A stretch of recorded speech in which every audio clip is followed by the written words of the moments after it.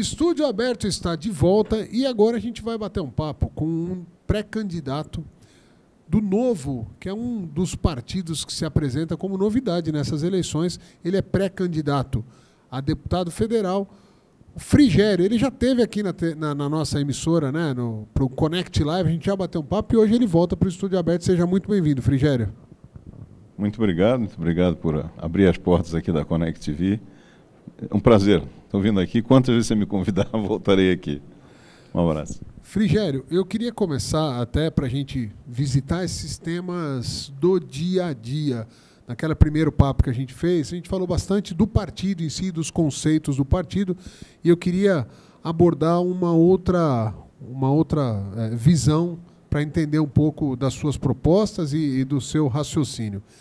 Falando neste momento, o país está paralisado por conta da prisão do Lula, por conta da divisão da esquerda e da direita, e muito por conta de uma falta de credibilidade generalizada que há no Congresso Nacional. Não se vota nada muito importante. Todas as reformas que em algum momento parecia que o Temer ia conseguir emplacar, elas foram paralisadas agora nitidamente por interesses eleitorais. Ninguém quer se comprometer com uma opinião nem outra, porque é ano de eleição. Como é que você está enxergando tudo isso, sendo um dos nomes que se apresenta para tentar mudar tudo isso? Bom, essa é a grande questão, né? E precisa mudar. O que eu vejo, o que ocorre, o que está por trás disso, no meu modo de ver, é que o interesse todo da política atual são as eleições. Sempre marco principal as eleições. Ao ponto de vários deputados, ou pelo menos alguns notáveis lá, declararem que a única coisa com que cada deputado se preocupa é com a eleição. Essa, para mim, é a mudança fundamental. Então, a gente fala tanto de reformas que são necessárias, tributária, previdência, fiscal, um monte delas. Para mim, a reforma fundamental, no sentido não de ser mais importante ou não, mas talvez a primeira que deva ocorrer, que eles se propõem a fazer, que é a reforma eleitoral, ela não vai ocorrer nunca, porque o sistema está viciado, está preparado, as pessoas vão para lá por puro interesse de se manter, de se reeleger, de continuar no cargo por muito tempo. O que a gente precisa perceber é que a reforma eleitoral ser fundamental e é a única, e é aquela que nós, como eleitores, devemos e podemos fazer. A hora que você mudar todo mundo que está lá, verificar mais quem está indo. Por exemplo, dentro do Partido Novo, uma cláusula estatutária de que qualquer cargo a pessoa só pode se reeleger uma única vez, exatamente para que não pense em fazer um carreirismo político. Se for competente, ou for uma hora governador, for outra hora deputado, isso tudo bem. Mas ficar na mesma posição por 6, 7 mandatos, 50 anos, etc., não tem cabimento. Então, essa reforma, para mim, é a chave de todas elas. E ela é para ser executada na eleição. Simplesmente as pessoas pensando bem em quem votar e renovando. Não deixando quem está lá que nunca vai trabalhar por alguma reforma. Para mim, esse é o básico da coisa. Falando em não trabalhar e dando um contexto mais polêmico para o nosso bate-papo, tem um movimento paulistano aqui, diversas frentes começando a falar que vão pedir para os deputados estaduais e federais que, ao invés de estarem em Brasília ou ao invés de estarem na Assembleia, estão lá na Polícia Federal, velando lá, fazendo as manifestações permanentemente em prol da libertação do Lula. Há um movimento de pedido de cassação, porque eles estão recebendo seus salários, as suas verbas indenizatórias, tudo que eles têm direito eles estão recebendo, e ao invés de estarem trabalhando para a população como um todo, até porque quando alguém se elege deputado, ele é deputado inclusive de quem não votou nele. Mas eles estão lá fazendo só manifestações partidárias. O que você pensa a respeito disso? Você acha que eles deveriam realmente responder por um processo de cassação? Eu acho que deveriam não sei se o processo seria de cassação, acho que tem todo um julgamento, não sei qual seria a pena final, mas sem dúvida alguma, isto não pode ser considerado hora de serviço produtivo para a nação. Isso para mim não tem dúvida nenhuma.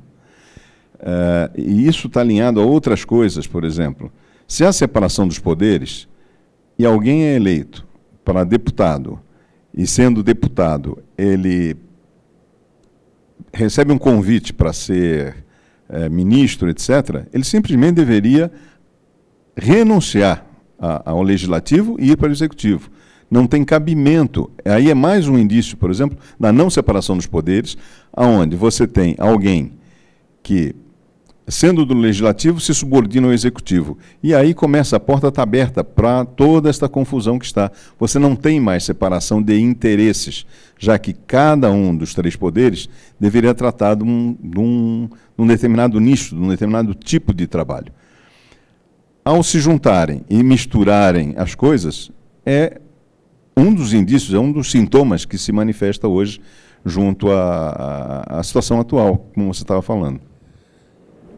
Falando de política, eu acho que eleitoral mesmo. Nesse momento, diversos partidos, isso nos últimos 2 anos, têm mudado os seus nomes, feito adaptações dos seus nomes. O PMDB voltou a ser só MDB, os partidos mudando a sua nomenclatura, principalmente para nomes próprios, que representem, de alguma maneira, a sigla ou a filosofia daquele partido, numa tentativa, a princípio, de se desvincular de ações mal feitas, recente ou mais antigas, não importa. A população está conseguindo perceber, você que está nas ruas, o partido, o Novo, que tem pregado este novo modelo de política, tem percebido isso? As pessoas estão atentas a isso? Ou essas mudanças de nomes estão confundindo um pouco o eleitor? A mudança confunde um pouco. Quando a gente fala que é do Partido Novo, eles acham que é mais um que mudou. Quando você começa a explicar as propostas, o estatuto, o que a gente está se propondo a fazer, a mudança é visível, a receptividade é muito boa. Mas vocês fazem assim, isso é uma questão comum. Você nota a mudança corporal da pessoa que está falando com você. Mas vocês fazem isso? Fazemos. E damos exemplo que fazemos, porque apesar de pequeno e novo, nós já elegemos, temos 4 representantes atuando dentro desses princípios. E esses princípios são um compromisso assumido por todos.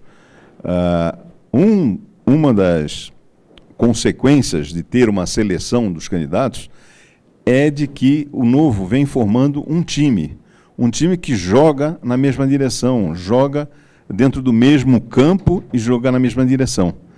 Então você tem essa uniformidade de pensamento, claro que você vai ter diferenças individuais, de explicação, de tom, de como explica, como fala, linguagem, tom às vezes de intensidade para aqueles assuntos que são abertos, que não são necessariamente estatutários, mas a visão é a mesma, baseado os mesmos princípios, os mesmos valores, que são principalmente o indivíduo é que faz a diferença. O Estado deve servir o indivíduo.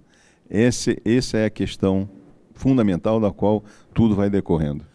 Uma das propostas, dos preceitos do Novo é que as suas bancadas elas votem em bloco de acordo com alguns itens pétreos do seu próprio regimento interno, como, por exemplo, o caso das privatizações. Em algum momento, sendo deputado e entrando um tema desse que você discorde, como é que faz? Não é? Aí vou mais uma vez apimentar, fazer pergunta capciosa aqui.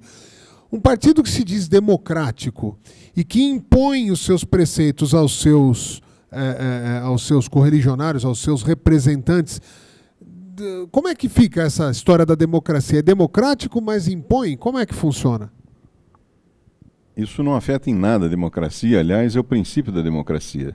Porque o que o Novo se propõe é juntar as pessoas que têm a mesma opinião, a mesma linha, e esse é o papel do partido. Um partido, ele é uma entidade privada que propõe ao restante da sociedade uma maneira de ser governado o país. E com isso todos nós nos comprometemos ao assinar a filiação, tendo lido o estatuto, tendo tido oportunidade. Então a democracia está nesse consenso primário de quem pertence ao partido. É por isto aqui que nós vamos lutar. Então essas cláusulas pétreas são essas ligadas aos valores e aos princípios. Ao serem ligadas aos valores e princípios, não é uma questão de democrática ou ademocrática, é uma questão de lealdade com aqueles que são seus companheiros, que estão trabalhando para que você seja eleito para representá-los e para levar adiante essas ideias. Então, ao contrário, quando você não as segue, você é que está traindo o grupo.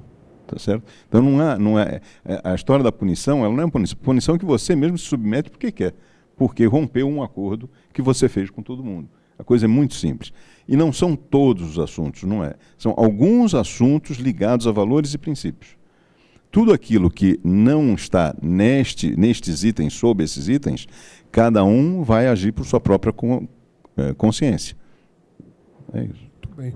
Frigério, quero agradecer a tua presença. É a segunda vez que você vem aqui na Connect TV, a gente tem a oportunidade de falar. Torço pelo seu sucesso, acho que a política, de maneira geral, precisa, sim, de gente nova, gente que queira mudar o que está aí. Torço para que você seja um desses. Muito obrigado pela participação mais uma vez. Ok, muito obrigado pela oportunidade. Estamos aí. Beleza, nós vamos fazer mais um intervalo. Voltamos com o estúdio aberto daqui a pouquinho.